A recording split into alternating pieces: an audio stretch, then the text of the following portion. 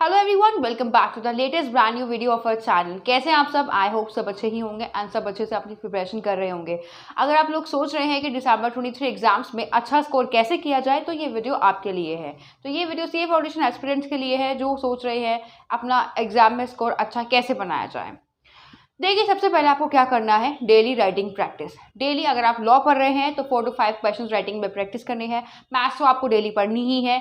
Accounts में आपको daily एक चैप्टर प्रैक्टिस करना है। अगर आप अकाउंट्स, लो, मैथ्स ये सारे प्रिपेयर कर चुके हो, आपका सिलेबस पूरा कंप्लीट हो गया है, तो आपको आरटीपीज, एमटीपीज, पीवाईक्यूज स्टार्ट कर देनी चाहिए। आरटीपीज, एमटीपीज में आपको इतने सारे टॉपिक्स मिल जाएंगे कवर करने के लिए जो आपने स्टडी मैट में पढ़कर छोड़ दिए होंगे और आप भूल गए होंगे कि इसको कैसे दोबारा से आंसर इसका स्टार्ट करना है। पीवाईक्यू से आपको ये हेल्प मिलेगी कि जो पहले क्वेश्चन पेपर आए हुए हैं उनका पैटर्न क्या था और जो अब आए हुए हैं वो किस अकॉर्डिंग आ रहे हैं, केस स्टडी क्वेश्चंस कैसे आ रहे हैं और केस स्टडी क्वेश्चन को कैसे आंसर किया जाता है, वो अब आपको इन पेपर से सीखने को मिल जाएगा। देखिए, आपको अपने आगे आरटीपी रखना है, एमटीपी रखना है, इनको सॉल्व करना है, लेकिन बिना सोल्यूशन देके। वो बात अलग है। अगर आप सेल्फ प्रिपेयर कर रहे हैं और आपको कोई डाउट रहता है तो आप सोल्यूशन देख सकते हैं। अगर आप अपने कोचिंग में प्रिपेयर कर रहे हैं तो आप अपने टीचर से कंसल्ट करिए कि इसका आंसर कैसे ड्राफ्ट किया जाएगा, प्रोविजन की स्टार्टिंग कैसे की जाएगी और एंडिंग कैसे की जाएगी। देखिए, लॉ में बहुत ही मस्ट होता है कि आपको पता होना चाहिए प्रोविजन की स्टार्टिंग कैसे करते हैं, एंडिंग कैसे करते हैं, कंक्लूजन कैसे देते हैं। देखिए, लॉ में सबसे इंपॉर्टेंट होता है कि आपको पता होना चाहिए क्वेश्चन के अकॉर्डिंग राइट प्रोविजन क्या है। अगर आप गलत प्रोविजन अप्लाई करते हो तो हैंड टू हैंड आपके मार्क्स वहीं कट जाएंगे। तो इसलिए आपको राइट प्रोविजन अप्लाई करना है और आपको ये पता होना चाहिए क्वेश्चन की स्टार्टिंग कैसे करनी है, एंडिंग कैसे करनी है, कंक्लूजन कैसे देना है। अगर आपका प्रोविजन सही है बट आपका कंक्लूजन गलत हो जाता है तो आपको स्टेप मार्किंग बिल के मार्क्स मिल जाएंगे। और ध्यान रखिए, आईएसआई कभी भी पूरे मार्क्स नहीं देता है। अगर 4 मार्क्स का क्वेश्चन होता है तो 2 देता है, 6 मार्क्स का होता है तो 4 और 3 हार्डली देता है। इससे ज़्यादा मार्क्स आईएसआई प्रोवाइड नहीं करता है। और हाँ, जितने भी कीवर्ड्स हैं, जितने भी साइड हेडिंग्स हैं, उनको अच्छे से अभी से पढ़िए। अगर आप एक बार पढ़ के छोड़ देंगे तो बाद में भूल जाएंगे और एग्जाम टाइम में आपको प्रॉब्लम हो जाएगी एक साथ दोबारा रिवाइज करने में। और जैसे ही आप डेली प्रैक्टिस करते हैं राइटिंग की, उसके बाद बात करते हैं डेली रिवीजन। जो भी आप सुबह के टाइम पढ़ते हैं, शाम के टाइम पढ़ते हैं, वो आपको नाइट में जरूर रिवाइज करना है। अगर आप मॉर्निंग में पढ़ते हैं तो उसको इवनिंग में रिवाइज करिए और आप इवनिंग में पढ़ते हैं तो उसको नाइट में रिवाइज करिए। लेकिन रिविजन मस्ट है, छोड़ना बिल्कुल भी नहीं है। थर्ड, ये जितने भी आपके डाउट्स है सबको क्लियर कर लीजिए अभी। बात के लिए कोई पेंडिंग नहीं छोड़ना है। बात के लिए छोड़ेंगे तो वो कभी सॉल्व हो नहीं पाएगा और एग्जाम में वो आ गया तो वहाँ आपको दिक्कत बनेगी। फिर आप रिग्रेट करोगे कि मैंने उस टाइम पर सॉल्व क्यों नहीं किया था। उसके बाद बात करते हैं डेली कंसिस्टेंसी। अपनी कंसिस्टेंसी मेंटेन करके चलिए। अगर आपने एक दिन 10 आवर्स पढ़ाई की है और एक दिन आप कर रहे हो 2 आवर्स, तो वहाँ आपका जो प्रोडक्टिविटी लेवल है वो 0 हो जाएगा। आपका पढ़ाई में मन नहीं लगेगा। ये टाइम ऐसा है कि इस टाइम आपको डिस्ट्रैक्शन अपने पास लाना ही नहीं है। डिस्ट्रैक्शन से बिल्कुल दूर हो जाइए। सोशल मीडिया बिल्कुल त्याग दीजिए। सिर्फ 2 महीने की तो बात है। अगर 2 महीने आप अच्छे से प्रिपरेशन कर लेते हैं तो आपका रिजल्ट अच्छा आएगा। फिर आप कुछ ही करिए, फिर आप आगे के लेवल की तैयारी करेंगे। तो भाई, mobile phone is a kind of distraction. जितना आप उसके अंदर एंटर करेंगे उतना ही वो आपके अंदर एंटर करेगा और जितने आप उससे दूर भागेंगे वो भी आपसे दूर भागेगा। आप अपने माइंड को ट्रेन करिए कि मुझे फोन नहीं चलाना है। 4 घंटे मुझे फोन नहीं चलाना है तो नहीं चलाना है, चाहे कुछ भी हो जाए, चाहे मेरा फोन की तरफ कितना ही ध्यान जाए, लेकिन मुझे फोन की तरफ नहीं जाना है, डिस्ट्रैक्ट नहीं होना है। जैसे ही आप पढ़ने बैठे फोन को एक जगह रख दे और अपनी मम्मी को भी दे सकते हैं कि मैं इतने घंटे पढ़ रहा हूँ या पढ़ रही हूँ, उसके बाद मैं अपना फोन यूज कर लूंगी।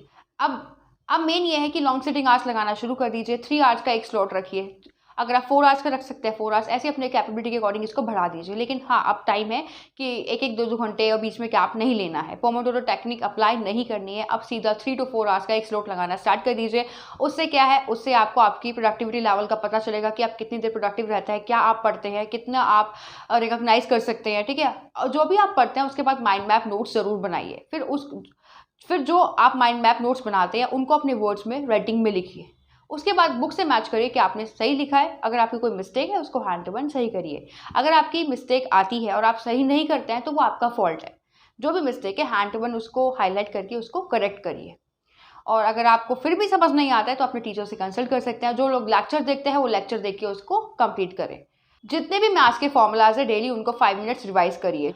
जितने भी इकोनॉमिक्स के नेम है डेली उनको 5 मिनट रिवाइज करिए। आपको एक चार्ट बना लेना चाहिए, एक फॉर्मुलेस का, एक इकोनॉमिक्स के नेम का और एक सीएफओ सीईओ के नेम का। और जहाँ पर आप पढ़ने बैठते हैं वहाँ पर उनको स्टिक कर लीजिए। उससे क्या होगा, आपको बेनिफिट मिल जाएगा। डेली आप 5 मिनट्स उनको रीड कर लेंगे। 5 मिनट्स रीड करने से भी आपको बहुत कुछ समझ में आएगा। एग्जाम टाइम में एकदम से प्रॉब्लम नहीं होगी कि क्या पढ़ना चाहिए और क्या पढ़ना नहीं चाहिए। मैथ्स की प्रैक्टिस आपको डेली करनी है। जितने भी मैथ्स में इंपॉर्टेंट चैप्टर्स है उन पर स्ट्रॉन्ग कमांड बनाइए और जो बाकी मॉड्यूल है उस पर भी आप सोचिए कि आपको वो कवर करनी है। जो नॉन मैथ स्टूडेंट्स है वो इंपॉर्टेंट चैप्टर्स को कवर कवर कर ही ले, ठीक है। ये नहीं कि अगर आप पूरी मॉडल कवर नहीं कर सकते तो आप इंपॉर्टेंट चैप्टर्स भी कवर नहीं कर सकते। इंपॉर्टेंट चैप्टर्स आप इजीली कवर कर सकते हैं।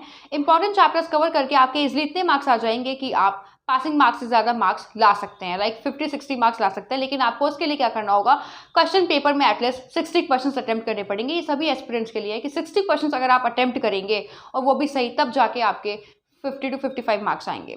अगर आप 40 क्वेश्चन अटेम्प्ट करके आता है तो बिल्कुल भी आपके 40 मार्क्स नहीं आने वाले हैं, क्योंकि नेगेटिव मार्किंग होती है 40 में से हार्डली 30 to 35 मार्क्स ही आएंगे, जिसकी वजह से आप फेल भी हो सकते हैं।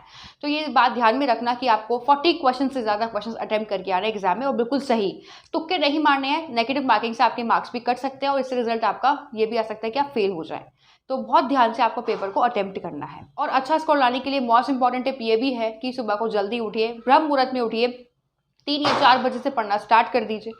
और अच्छे मार्क्स स्कोर करने के लिए एक टिप ये भी है कि सुबह को पढ़ना स्टार्ट कर दीजिए, ब्रह्म मुहूर्त में उठिए, 3 या 4 बजे पढ़ना स्टार्ट कर दीजिए। 3 बजे से लेके 7 बजे तक पढ़िए। अगर आप 4 बजे उठते हैं तो 4 बजे से लेके 8 बजे तक पढ़िए। ये आपको अपना लॉन्ग सिटिंग स्लॉट लगाना ही लगाना है। एक्स्ट्रा काम अभी आप अवॉइड कर सकते हैं, ठीक है। किसी और डिस्ट्रैक्शन की तरफ नहीं जाना है। कोई घर वाला बुलाता है ये काम कर दे, ये कर दे, नहीं, वो बाद में करेंगे, लेकिन पहले पढ़ाई है। ये टाइम ऐसा है कि आपको अपने रूम से बाहर ही नहीं निकलना है। खाना पानी आपको रूम में मिल जाएगा, लेकिन आपको अभी रूम से बाहर नहीं निकलना है। मार्केट वगैरह जाना छोड़ दीजिए, पार्टी छोड़ दीजिए, अभी सिर्फ पढ़ाई इंपॉर्टेंट है। एग्जाम टाइम में क्या होता है, सिर्फ रिविजन का टाइम बच जाता है, पूरी प्रिपरेशन करने का टाइम नहीं होता है। इसलिए अभी से स्टार्ट हो जाइए, अपना प्रोडक्टिविटी लेवल हाई करिए, कॉन्फिडेंस के साथ अपनी पढ़ाई स्टार्ट कर दीजिए। अगर आपको वीडियो अच्छी लगी तो वीडियो को जरूर लाइक करिए और हमारे चैनल को सब्सक्राइब करिए। Thank you.